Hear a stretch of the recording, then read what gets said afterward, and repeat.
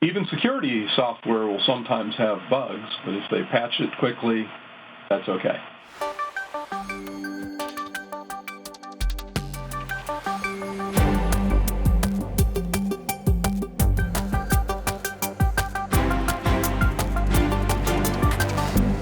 Hey Jim, sounds like there's a interesting bug in LastPass. Can you tell us a little bit more about it?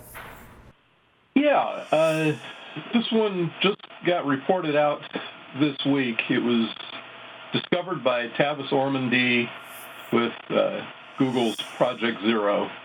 And we've mentioned his name on the show many times over the years.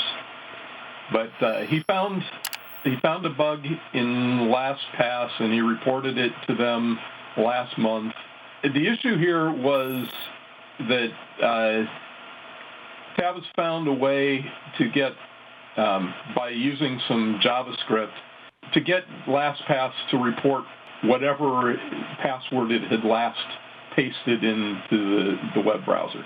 So this only worked if you had the LastPass extension in your browser, and they believe that it only worked in Chrome and Opera, but they updated the plugins for Firefox and IE. And what Tavis discovered was that there's a particular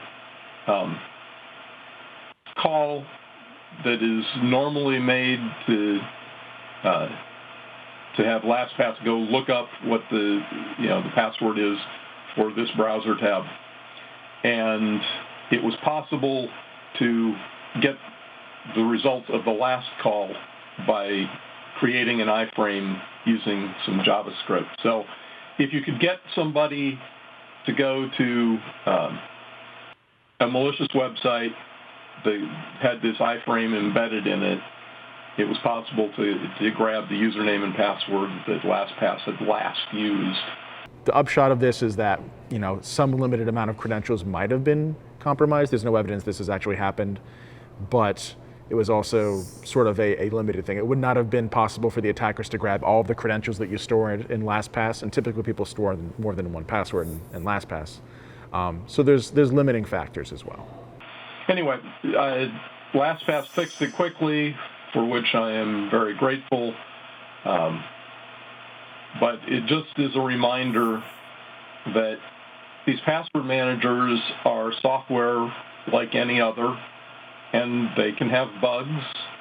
Is there like a malicious JavaScript running on a site that you have to visit for the exploit to work? It turns out that if you can get the JavaScript to execute another function, FTD get parent or frame parent URL, it'll just use the last one rather than populate it for the current frame or for the current tab. So, yeah, if you take a look at the Project Zero bug report that Tavis filed for, it actually is pretty detailed as to how the bug works.